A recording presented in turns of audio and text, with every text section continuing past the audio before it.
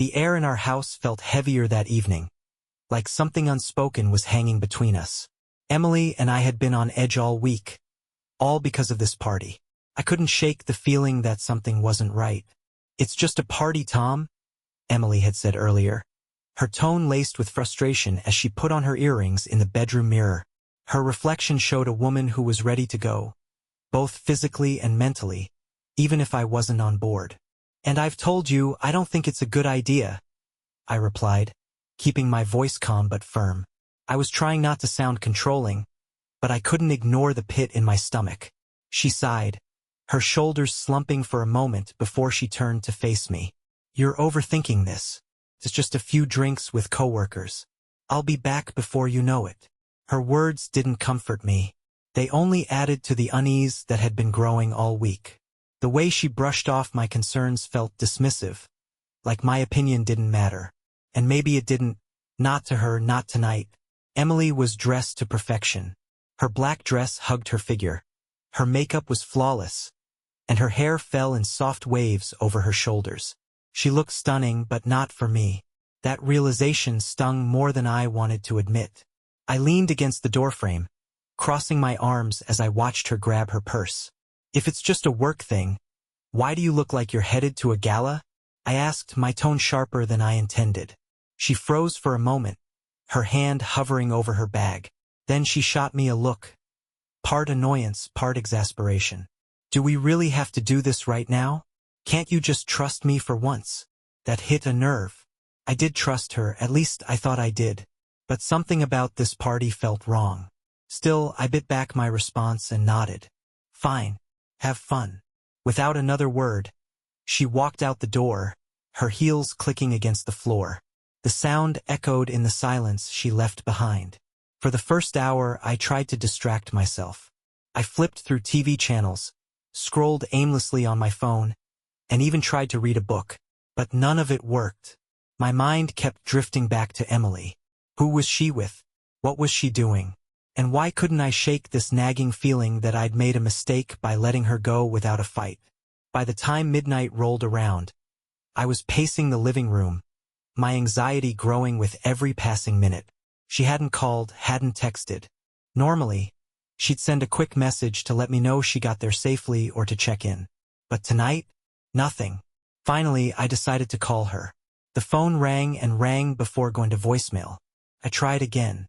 Same result. My heart sank. Where was she? Just as I was about to call a third time, my phone buzzed with a text. Relief washed over me until I saw the message. It wasn't from Emily. It was from Mark, a mutual friend of ours. "Mark, hey man, just saw Emily at Dan's party. She looked great. Didn't know you were cool with her going solo." My stomach twisted into knots. Dan's party? She told me it was a work thing. Why would she lie about that? I stared at the screen, my hands trembling as I typed a response. "Me, are you sure it was Emily? She told me she was at a work event." It didn't take long for him to reply. "Mark, yeah, pretty sure it was her. She seemed comfortable. Sorry if I overstepped." Comfortable. That word hit me like a punch to the gut. What did he mean by that? I tried calling her again, but it went straight to voicemail. Panic and anger battled for control as I sat there, staring at my phone. When she finally walked through the door at 2 a.m., everything about her screamed, guilty. Her makeup was smudged, her dress wrinkled, and her smile too forced. "You're still up?" she asked, her voice light but cautious. I didn't respond. I just stared at her, waiting for an explanation. But none came. Instead, she mumbled something about being tired and disappeared into the bedroom, leaving me alone with my thoughts, and the sinking realization that this was only the beginning of something much bigger. I sat there for a long time after she walked into the bedroom, my mind racing. My pulse pounded in my ears, drowning out the sound of the clock ticking on the wall.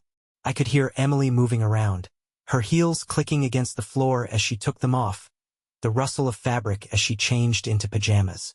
But she never said another word to me. No goodnight. No attempt to explain why she had come home so late. And that silence spoke louder than anything she could have said. I needed to cool down before I did something I'd regret. Taking a deep breath, I grabbed a glass of water from the kitchen and stared out the window into the darkness. The same thought played over and over in my mind. Why had she lied about where she was going? Mark saw her at Dan's party, not a work event. She had looked comfortable. What did that mean? Comfortable with what? Comfortable with who? I shook my head, trying to stop the spiral. Maybe there was an explanation. Maybe she really had planned to go to the work event and then somehow ended up at Dan's. But why hadn't she told me? Why avoid my calls? I didn't realize how long I had been standing there until I heard the bedroom door open. Emily appeared in the doorway, her makeup wiped clean, her hair tied up in a messy bun. She looked normal, like nothing was wrong. She leaned against the doorframe and crossed her arms. "Are you mad at me?" The question was so casual it almost made me laugh. Mad? Was that the word she was going with? "I don't know, Emily," I said slowly, setting my glass down. "Should I be?" She rolled her eyes. "Tom, don't do this." "Don't do what?" "Ask why my wife lied about where she was going tonight." I shot back, unable to hold back anymore. Her face twitched slightly, just a flicker of something before she smoothed it over. "I didn't lie," she said carefully. "I was going to the work event, but everyone was talking about Dan's party, and we all decided to go there instead."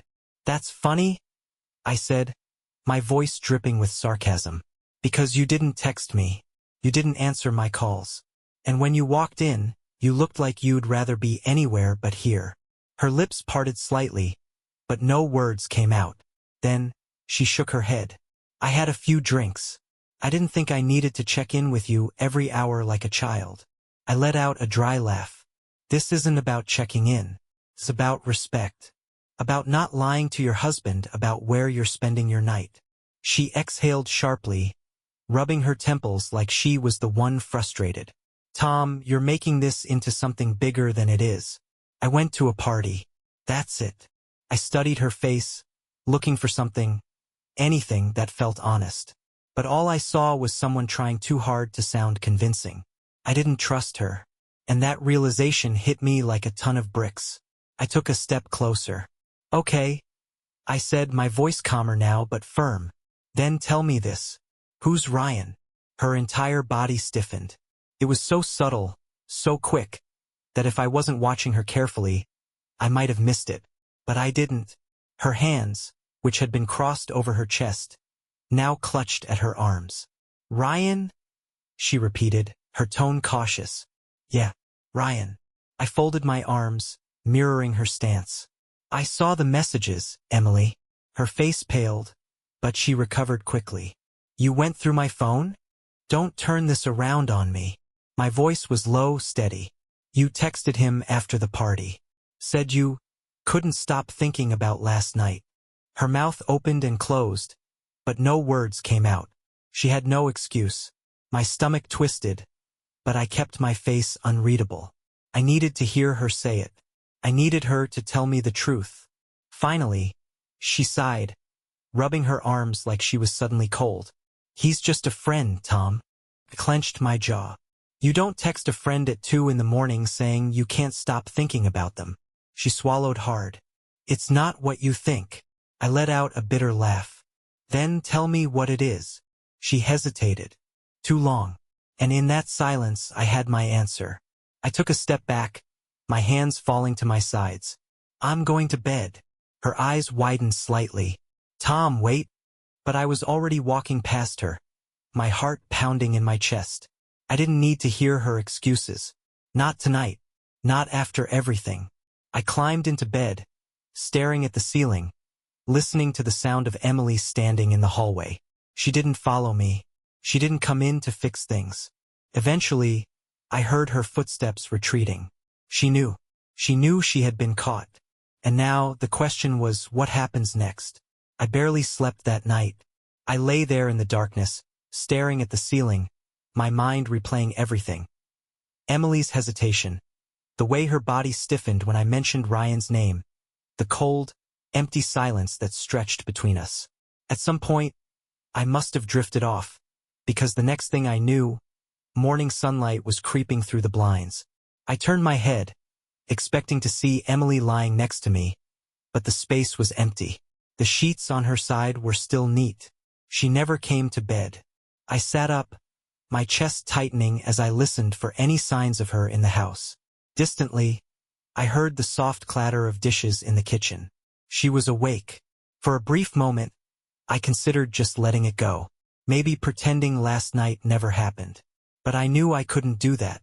The moment she hesitated to answer me, something between us broke. And no matter how much I wanted to hold onto the life we'd built, I wasn't sure it could be fixed. Dragging myself out of bed, I threw on a t-shirt and headed toward the kitchen. Emily was standing by the counter, sipping her coffee, her phone sitting face down next to her. She looked up when she saw me, her expression carefully neutral. "Morning," she said casually, like nothing had happened. I leaned against the doorway, crossing my arms. "Did you sleep on the couch?" She took another sip of coffee before answering. "Yeah, I figured you didn't want me in bed last night." I studied her carefully. Her hair was still slightly disheveled, her eyes tired, but there was no remorse in them, no guilt. "So, are we going to talk about it?" I asked. She sighed, setting her mug down with a little too much force. "What do you want me to say, Tom?" "I want the truth." My voice was firm but calm.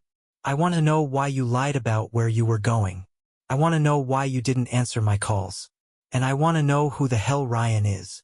She let out a bitter laugh, shaking her head. "You're really making a big deal out of nothing." I felt my jaw tighten. "Nothing?" "Yes, nothing." She met my gaze, challenging me. "I told you I was going to the work event. Things changed. We decided to go somewhere else. It's not a crime, Tom." "No," I said slowly, "but lying about it is." Her eyes flickered, but she held her ground. "I didn't lie." I exhaled sharply, running a hand through my hair. "Fine. Then let's talk about the texts." She stiffened. "You shouldn't have gone through my phone." I let out a dry chuckle. "Yeah? And you shouldn't be texting some guy in the middle of the night about how much you can't stop thinking about last night." She looked away, her jaw clenched. There it was. The moment she refused to meet my eyes, I knew. I swallowed hard, my chest tightening. "How long has this been going on?" Emily's head snapped up. "Nothing is going on, Tom." I took a slow step forward, my voice dropping to barely above a whisper. "Don't insult me." Her lips parted like she wanted to argue, but no words came out. She knew I wouldn't believe her. My hands curled into fists at my sides, not out of anger, out of pure devastation. This was the woman I had built my life with, the woman I trusted. And she betrayed me. Finally, she let out a shaky breath. "It's not what you think." I laughed, but there was no humor in it. "Then tell me what it is, Emily." She hesitated. Again, that was all I needed to see. I took a step back, nodding to myself. "Right?" My voice was hollow, empty. "I get it now." Her eyes widened slightly. "Tom." "No," I shook my head. "I don't want to hear whatever excuse you're about to come up with." I turned around and started walking away. "Where are you going?" she called after me. I stopped at the hallway entrance and looked back at her.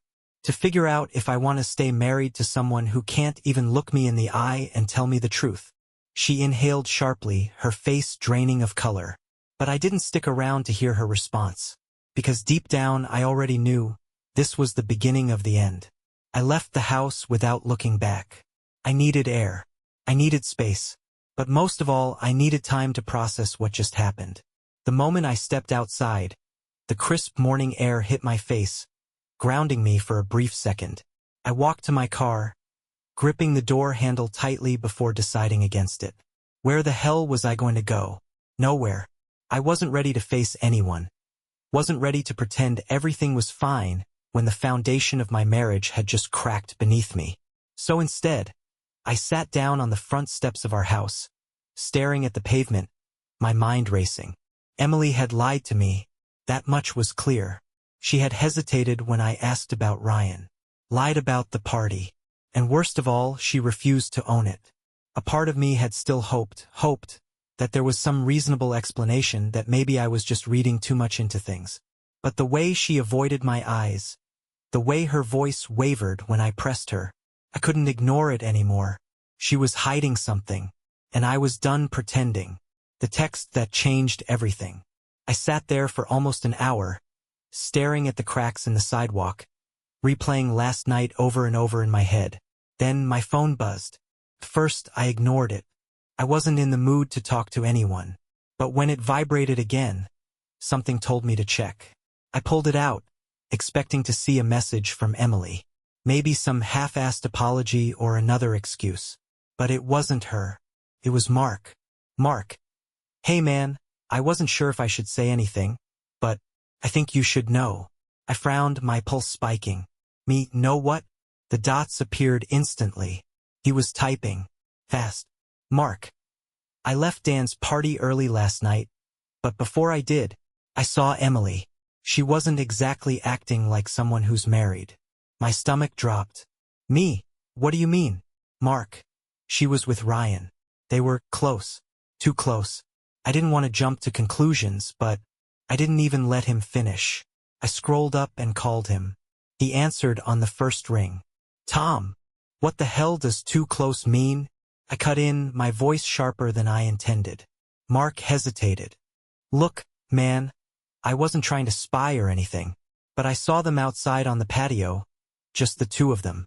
He had his hand on her waist. She was laughing at something he said. And then, he stopped. And then what? My chest was so tight I could barely breathe. Mark exhaled. She leaned in, real close. I don't know if they kissed. I left before I could see. But it didn't look good, man. I thought you should know. My grip on the phone tightened until my knuckles turned white. Silence stretched between us before Mark spoke again. Quieter this time. I'm sorry, Tom. I closed my eyes. My world was spinning, unraveling, falling apart. I gotta go, I muttered before ending the call. Facing the truth. I sat there for a long time, my mind completely blank. Then, like a dam breaking, rage poured in. Not just at Emily, at myself. For ignoring the signs. For doubting my gut. For letting her convince me that I was overreacting. I stood up, my heart pounding. This wasn't just suspicion anymore. This wasn't just a gut feeling. This was real. And I was done playing the fool. I turned back toward the house, my hands shaking. But my mind made up. She was going to tell me the truth. And this time, she wasn't going to lie her way out of it. I stepped back into the house, the door clicking shut behind me like the sound of a lock falling into place. My pulse was pounding in my ears, my hands clenched at my sides. The morning light filtered through the kitchen window, casting long shadows on the floor.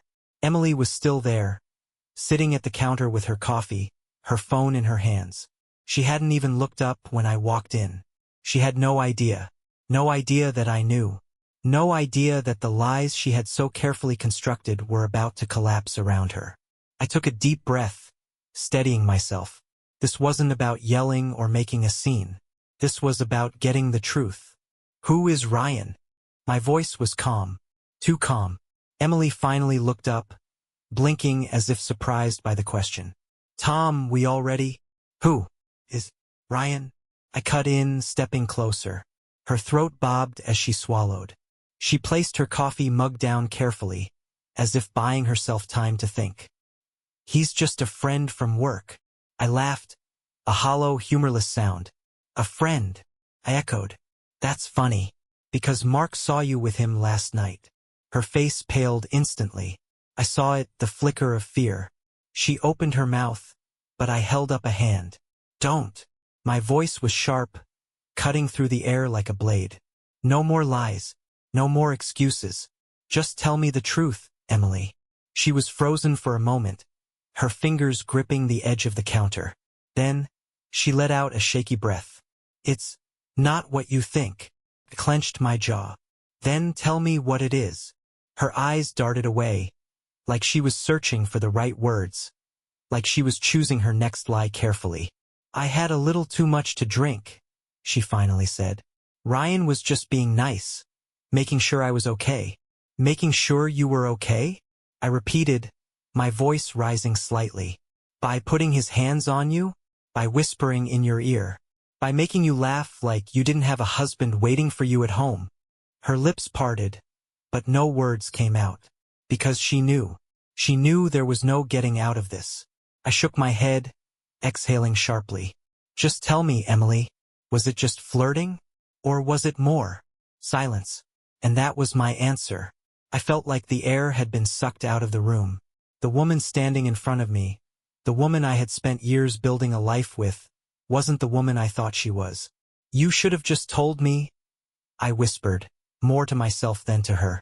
Her face twisted, like she was about to cry, but I didn't buy it. Not anymore. Tom, she started, reaching for my arm. I stepped back. Don't. Her hand dropped to her side. The room was silent except for the faint hum of the refrigerator. I let out a slow, steady breath. I don't know if I can come back from this, Emily. She flinched at that, her eyes filling with panic. Tom, I love you. I let out a dry, bitter laugh. You don't do this to someone you love. She shook her head quickly, her voice rising. It wasn't what you think. I didn't. I held up a hand again. Stop. Just stop. She fell silent. For the first time, she had nothing left to say. And neither did I. I turned and walked out of the kitchen, leaving her standing there. Leaving behind whatever was left of us. I walked out of the kitchen, but the tension followed me like a shadow. My mind was racing, my heart pounding, but my face was blank. I wasn't going to give Emily the satisfaction of seeing me break. Not now. She stood frozen behind me, her breath uneven. I could hear the quiet shuffle of her feet, like she was debating whether to follow me or let me go. Tom, please, she finally said, her voice trembling. We can talk about this. I stopped in the middle of the living room but didn't turn around. Talk. I let out a short, humorless laugh. Talk about what, Emily? How you lied to me. How you snuck off to another man's party while I sat here like a fool, waiting for you. She inhaled sharply. I didn't sneak off. Don't. I turned to face her now, my expression cold. Don't insult me. Don't act like I don't know exactly what happened. Tears welled up in her eyes, but I had no sympathy left to give. She had a choice last night, and she made it. I was drunk, Tom, she said, her voice breaking. I wasn't thinking straight. Ryan was just being a friend. Stop lying to me. My voice cut through the air like a whip. She flinched, her tears spilling over. I'm not lying. I grabbed my phone, pulled up Mark's messages, and tossed it on the table in front of her. Read it, I said flatly. She hesitated before picking up the phone. As her eyes moved over the messages, her face turned paler with each passing second. You told me you were at a work event, I said, crossing my arms. But you weren't. You were at Dan's party. You were with Ryan. And Mark saw everything. She swallowed hard. Tom, it wasn't like that.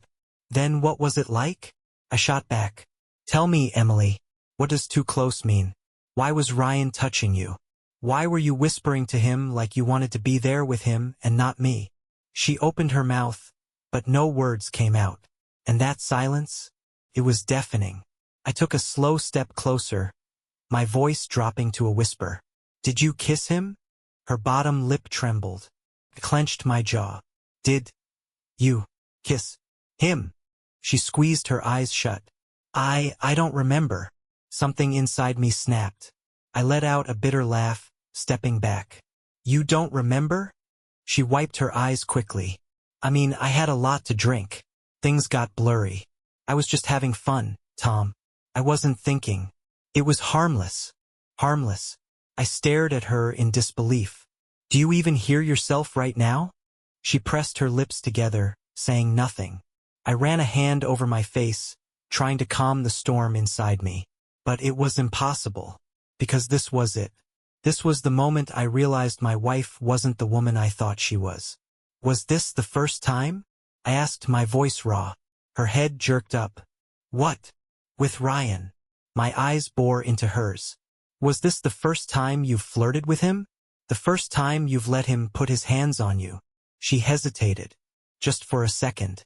But it was enough. I nodded slowly, my chest hollowing out. That's all I needed to know.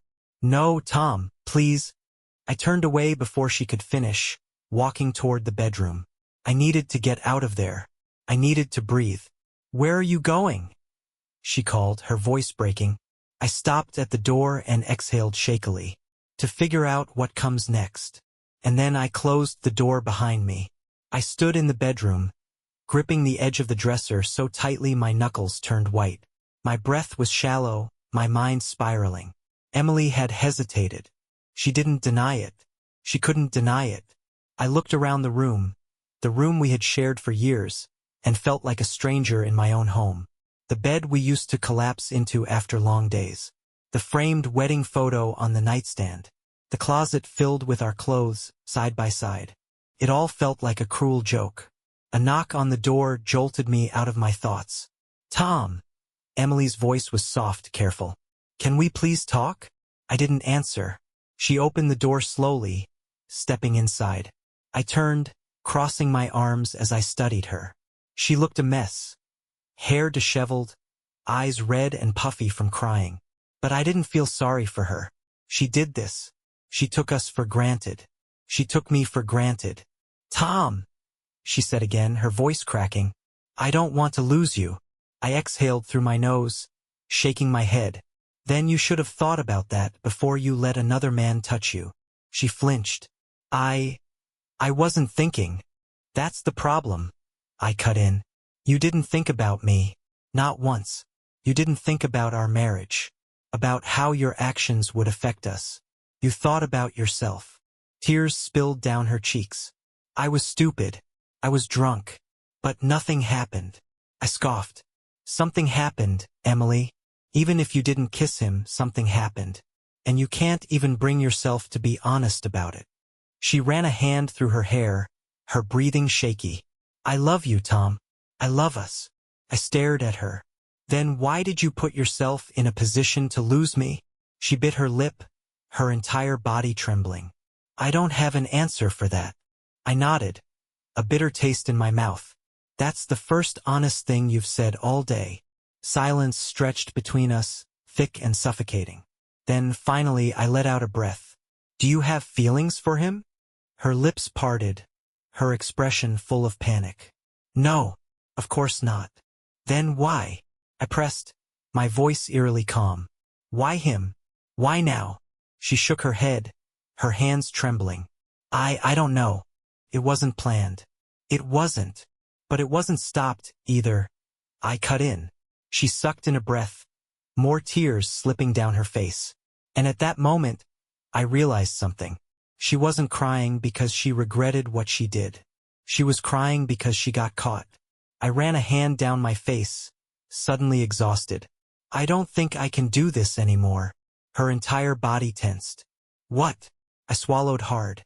I can't be with someone who makes me feel like I'm not enough, who disrespects me, lies to my face, and expects me to just accept it. Her breathing turned frantic. No, Tom, please don't say that. We can fix this. I shook my head. No, you can't fix this. You already broke it.